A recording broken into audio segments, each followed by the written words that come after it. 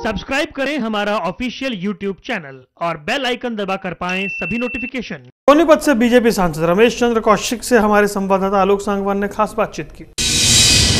सोनीपत से सांसद रमेश चंद्र कौशिक हमारे साथ मौजूद हैं। कौशिक जी, लोकसभा चुनाव की घोषणा हो चुकी है, ये जरूर है कि छठे चरण में चुनाव है, कितने तैयार हैं? क्योंकि आप मौजूदा सांसद हैं, कितनी तैयारी? अपने तो 5 के 5 साल चुनाव लड़ रहा है, लोगों ने काम करे, लोगों के बीच में रहते हैं। अपने चुनाव की पूरी तरह से तैयारी है, अपने कोई नहीं है, क्योंकि हमने विकास का एक रास्ता अपनाया था और उसमें हमने विकास का काम भी अपने पार्लियामेंट क्षेत्र में सबसे ज़्यादा किया है। चाहे KMP KGP था, सबसे पहले प्रधानमंत्री जी हमारे क्षेत्र में आए और उन्होंने शिलान्यास किया था और आज मुझे खुशी है कि वो दोनों प्रोजेक्ट का उद्घाटन भी प्रधानमंत्री ने किया और पूरे हो चुके हैं। इसके साथ साथ 12 लाइन का हमारा नेशनल हाईवे था, उसका काम चल रहा है। सोनीपत वहाना जींद को नेशनल हाईवे बनाया और 4 लाइन का काम चल रहा है। फिर सोनीपत से खरकोदा सांपला झज्जर है, उसका काम चल रहा है 4 लाइन का। इसी तरह से जींद से असंध करनाल है, जींद से अपना भिवानीवाड़ा है और जींद से हांसी, इन सब पर भी काम चला हुआ है। तो चाहे जींद का बाईपास था, चाहे सोनीपत में दूसरे विकास के काम हैं, चाहे रेल कोच फैक्ट्री बनाने की बात थी, सोनीपत वहाना जींद रेलवे लाइन थी, उसको कंप्लीट करे, 3 ट्रेनें चलवाई। सोनीपत के रेलवे स्टेशन को 1 क्लास स्टेशन बनवाना, अब एक्सीलेटर वगैरह लगवाने 10-12 करोड़ रुपये उस पर खर्च किए हमने।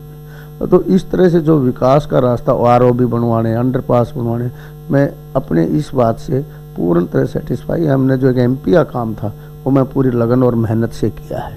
चाहे पासपोर्ट ऑफिस खुलवाना था, चाहे सेंट्रल गवर्नमेंट डिस्पेंसरी को, हमारे यहाँ 60-70 हज़ार एम्प्लॉय जो है सेंट्रल गवर्नमेंट के सोनीपत में, वो भी जो बहुत पुरानी लोगों की डिमांड थी वो भी पूरी की, पासपोर्ट ऑफिस की भी की।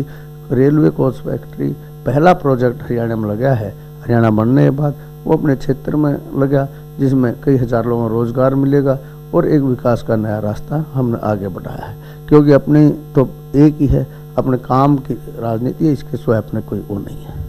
क्योंकि सर, जब से देखा गया है कि तमाम चीज़ों को लेकर चर्चा रही, उस बीच चर्चा ये भी रही कि रमेश कौशिक दोबारा से चुनाव लड़ेंगे या नहीं लड़ेंगे, तो आपकी मनोस्थिति क्या है? दोबारा से चुनाव लड़ने के लिए पूरी तरह से तैयार? ऐसा है, ये विरोधियों का या दूसरों का प्रचार है और तो बस कहीं झूठ बोलते हैं लोग। मैं राजनीति में झूठ नहीं बोलता, मैंने कभी ये नहीं कहा नहीं, और मैंने पार्लियामेंट का चुनाव भारतीय जनता पार्टी सोनीपत से लड़ना है। वही बात पहले थी, वही आज है, ना कभी कही।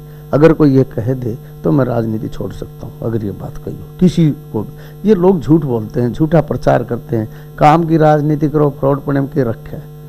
अपने तो राजनीति एक धर्म समझ के करते हैं और उसी कड़ी में अपने आगे बढ़ते हैं। मेरे 8 हल्का में MLA भी नहीं दे पार्टी, मैंने MLA वाला भी काम किया है।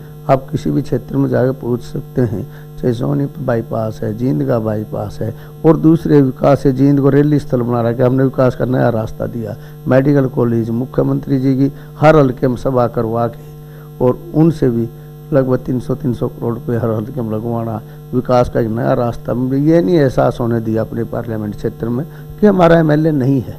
MLA वाला काम भी किया और MP वाला भी काम किया और आज हमारे हल्के में सबसे ज़्यादा विकास का काम हुआ है। जो गांव मैंने दतौली गोद लिया था वो भी कंप्लीट किया, 12-13 करोड़ रुपए लगा के एक शानदार काम अपने किया। पिछली बार क्योंकि 2014 के चुनाव में मोदी के नाम पर लोगों ने वोट डाले कि मोदी को प्रधानमंत्री बनाना है। अब की बार क्योंकि आपने 5 साल आप लोकसभा का सांसद बतौर प्रतिनिधित्व कर चुके हैं सोनीपत लोकसभा क्षेत्र का, तो अब आपको क्या लगता है कि जब वोट मांगने जाएंगे, जब मोदी के नाम पे वोट मांगेंगे या जो काम कराए हैं उनके नाम पर वोट? ऐसा है, पार्टी के नाम पर, मोदी जी के नाम पर तो वोट मांगेंगे मांगेंगे, लेकिन हमें भी अपना, जब आदमी पावर में रहे, सरकार में, तो 5 साल का हिसाब देना पड़ता है। हम तो अपना हिसाब देके भी उनसे वोट मांगेंगे, भाई हम तुम्हारे बीच में रहे, काम कराए। क्योंकि ये हमारा सौभाग्य है कि हमारे पास एक मजबूत नेतृत्व है और भारतीय जनता पार्टी एक काम करने वाली पार्टी है। लेकिन अब क्योंकि हम सरकार में रह चुके हैं, हमें लोगों को इस बात का हिसाब जरूर देना पड़ेगा कि हमने क्या किया है। हम वो उनको बता के उस पर भी, और प्रधानमंत्री नरेंद्र मोदी जी के नाम पर और भारतीय जनता पार्टी के नाम पर वोट मांगेंगे, क्योंकि प्रधानमंत्री ने देश का मान और सम्मान बहुत बढ़ाया है।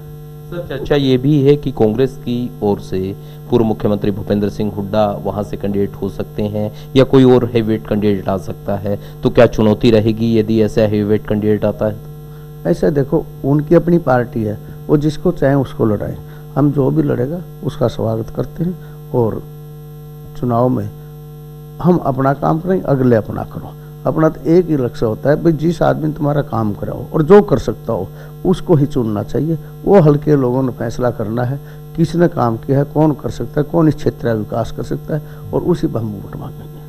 धन्यवाद सर। तो ये थे रमेश कौशिक जी, जिनका साफ तौर पर कहना है कि जो काम हल्के में करवाए गए हैं, जो लोकसभा क्षेत्र में करवाए गए हैं, उन कामों के नाम पर और नरेंद्र मोदी की सरकार ने जो काम किया है उन तमाम कामों के नाम पर लोकसभा में वोट मांगे जाएंगे, और इनको उम्मीद है कि एक बार फिर से मोदी सरकार केंद्र में आएगी। कैमरामैन आदित्य पांडे के साथ आलोक सांगवान, एमएच न्यूज़, दिल्ली।